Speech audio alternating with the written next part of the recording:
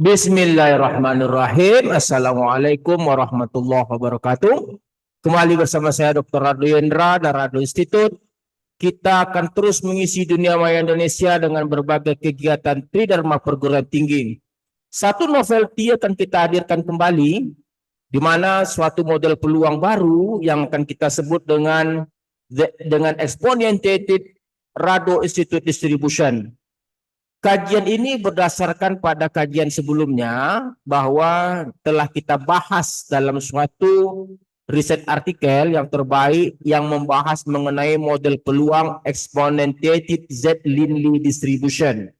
Kita tahu menggunakan suatu generator distribution berbentuk transform dari kumulatif baseline yang diberikan. Berdasarkan model peluang tersebut akan kita turunkan kembali suatu model peluang yang kita sebut dengan Exponentiated Rado Institute Distribution, di mana baseline-nya akan kita gunakan model peluang yang dihasilkan oleh Rado Institute, yaitu Rado Institute Distribution. Oke, coba kita lihat apa yang akan kita bahas pada kesempatan kali ini. Kita akan langsung saja melihat R dari kajian kita sebelumnya, yaitu mengenai model peluang Exponentiated Z-Linley. Oke, kita coba Exponentiated Z-Linley. Kita buka dulu file, open script, or file. Oke, Exponentiated Z-Linley. Nah, ini dia. Pada kajian sebelumnya, kita telah bahas suatu model peluang Exponentiated Z-Linley Distribution, di mana menggunakan suatu baseline distribution yang kita sebut dengan Z-Linley Distribution, di mana fungsi densitasnya atau Gx kecil dapat yang Anda lihat seperti yang kita blok, hanya terdiri dari satu parameter, yaitu parameter 1 atau theta varian. Dengan kumulatif atau Gx besar, yaitu seperti yang Anda lihat juga satu parameter. Dengan menggunakan generator distribution yang dihasilkan melalui transformasi atau power transformasi dari Z-Linley distribution. Di mana kalau kita lihat kumulatifnya itu atau kumulatif generator itu berasal dari kumulatif baseline dipangkatkan dengan parameter 2 atau alfa. Nah, seperti kita tahu dalam teknik statistik, jika kumulatif diketahui, maka untuk mencari fungsi densitasnya cukup turunkan saja. Jadi kalau turunannya tentu parameter 2 Gx dikali berpangkat parameter 2 kurang 1 dikali turunan dari Gx besar. Kita tahu turunan dari Gx besar itu adalah Gx kecil, karena hubungan antara Gx besar Gx kecil, turunan Gx besar adalah Gx kecil, atau turunan kumulatif adalah fungsi densitas. Nah, dengan memasukkan Gx kecil dan Gx besar seperti pada baseline-nya, maka akan menghasilkan fungsi densitas peluang yang disebut dengan Exponentiated Z-Linley Distribution. Nah, dengan fungsi densitas yang seperti Anda lihat, ini seperti saya blok, dan kumulatifnya seperti yang saya blok.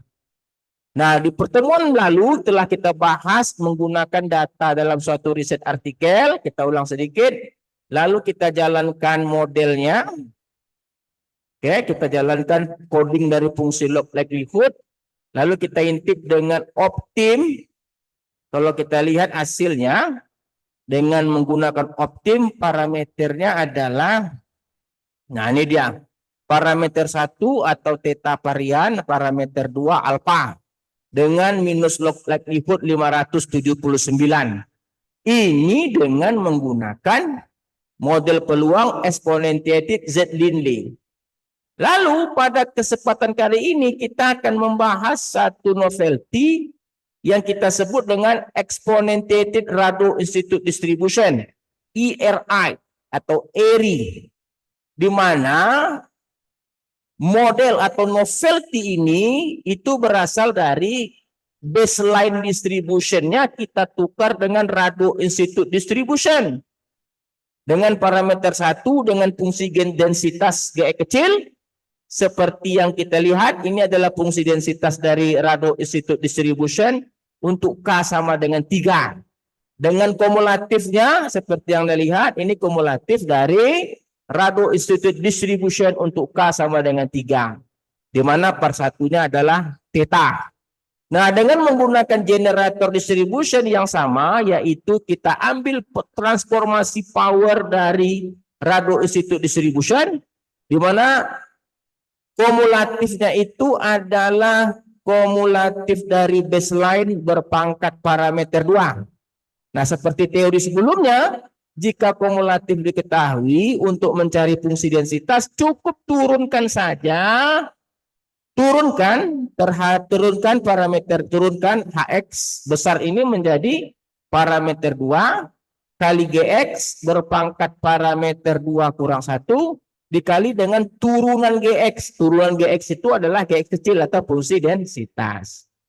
Masukkan Gx kecil, Gx besar ke dalam Hx akan menghasilkan fungsi densitas yang disebut dengan exponentiated Rado Institute Distribution. Seperti apa fungsi densitasnya? Nih. Ini seperti yang kita blok. Nah, ini fungsi densitas peluangnya. Oke, ini fungsi densitasnya dengan kumulatif. Ini dia. Ini kumulatifnya. Nah, ini yang kita sebut tadi dengan suatu novelty atau kebaruan. Nah, kita coba run kan, lalu kita bandingkan dengan hasil sebelumnya. Ini kita run.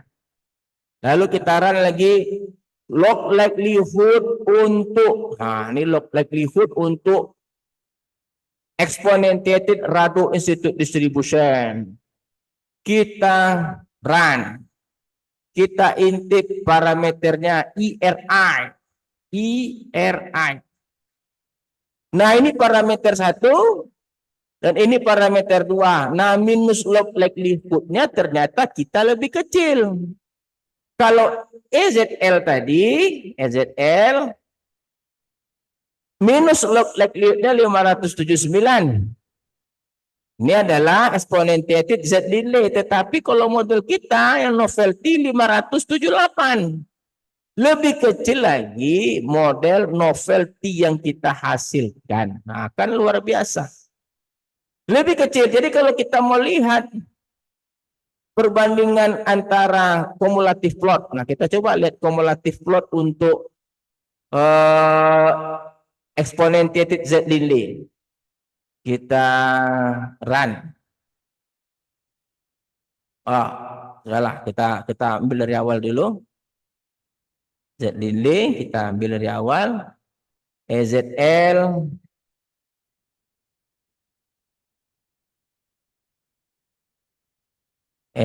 kita ambil dulu. Nah, ini EZL kita. EZL. Lalu kita lihat plot. Nah, ini untuk CDF exponentiated. Coba kita lihat CDF untuk Rado Institute. CDF untuk exponentiated Rado Institute kita run. RI, kita run. Kita intip pula. Oke, kita intip. Wah, ini dia. Sama. Ini adalah exponentiated Rado Institute RI. Ya, kita lihat hasilnya sangat sempurna. Tapi lebih sempurna saya lihat yang ini lagi dibanding dengan yang sebelumnya. Oke, saya rasa apa yang kita bahas pada kesempatan kali ini sekali lagi membuktikan bahwa yang terbarukan atau novelty dari kajian-kajian yang dihasilkan oleh Rado Institute sangat menarik dan bukan merupakan suatu model peluang kaleng-kaleng. Oke, saya rasa kita dapat jumpa lagi pada sesi berikutnya. Assalamualaikum warahmatullahi wabarakatuh.